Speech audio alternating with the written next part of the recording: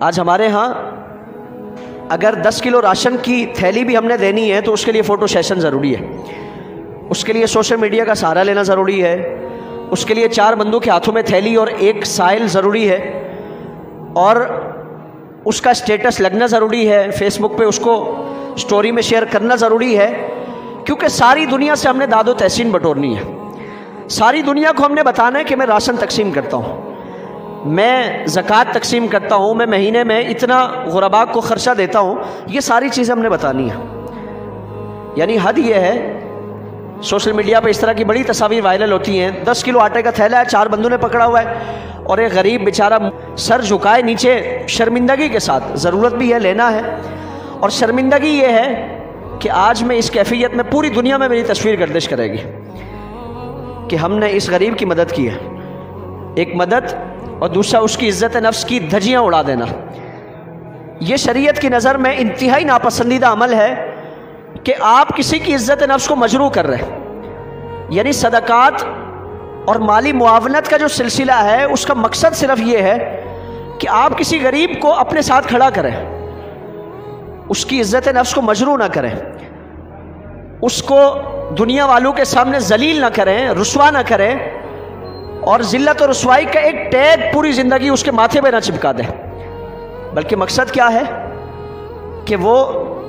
Ration نہیں لے سکتا، آپ اس کو راشن دلا دیں، تاکہ جیسے آپ کے گھر میں کھانا پک رہا ہے اس کے گھر میں بھی پک جائے۔ وہ عید پہ اچھے کپڑے نہیں پہن سکتا، آپ اس کو اچھے کپڑے پہنانے کا کوئی اہتمام کر لیں، تاکہ وہ کل جب خوشیاں عید کی آپ منائیں تو آپ کے ساتھ وہ بھی شریک ہو۔ یہ نہیں کہ وہ گھر میں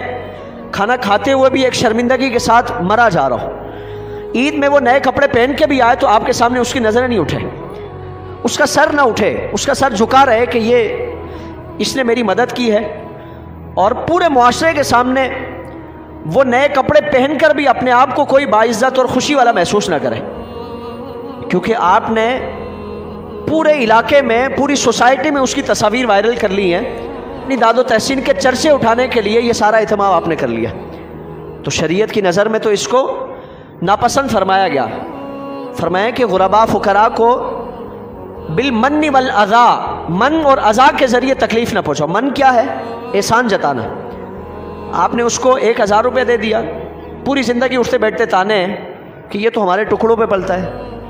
یہ اس کی اوقات ہی نہیں ہے، اس کو تو ہم دیتے ہیں، اس کے پاس تو 2 وقت کی روزی روٹی نہیں تھی، یہ تو میں نے احسان کیا ہے، آج میرے سامنے کھڑا ہے۔ پوری زندگی وہ 1-2 ہزار 4 ہزار روپے دے کے اس پر احسان کرتے رہنا، اس کو جلی کٹی باتیں سنانا، اور اس طرح کی باتوں کے ذریعے اس کو تکلیف پہنچانا۔ فرمایا کہ یہ نہیں کرنی ہے۔ اذیت دینا،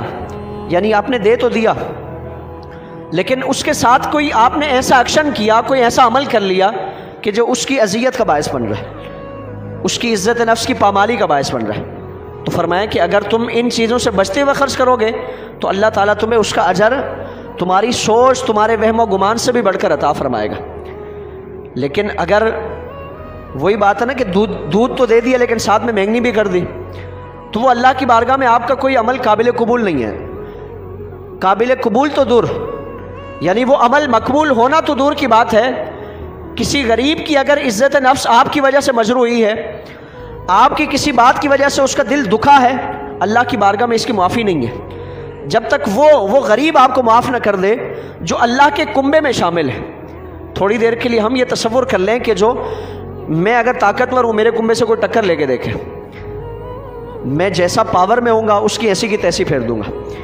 تو اللہ کے کنبے کو جو اذیت پہنچانے والا ہوگا، اللہ اسے کیسا بدلہ لے گا، ہم خود تصور کر لیں۔ تو اس لیے ہم اگر کسی کی مدد کرتے ہیں، زکوٰۃ کی مد میں، خیرات کی مد میں، صدقات کی مد میں، یا اس ماہ مقدس میں ہم کسی کو راشن لے کے دیتے ہیں، تو اس کے قبول ہونے کے لیے ضروری نہیں ہے کہ ہم سوشل میڈیا پہ اس کو وائرل کریں،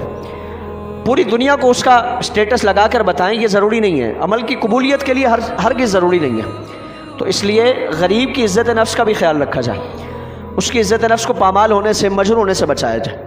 اور زندگی کی دوڑ میں اس کو اپنے ساتھ لا کر کھڑا کریں، اس کو پیچھے نہیں بگائیں، اور اس کو لوگوں کے تانے سننے کے لیے ہمیشہ کا ایک ایسا اہتمام نہ کر بیٹھے۔ غریب کی مدد ضرور کریں، صدقات و خیرات کثرت سے دیں، جس کی جو حیثیت ہے وہ صدقات و خیرات کا اہتمام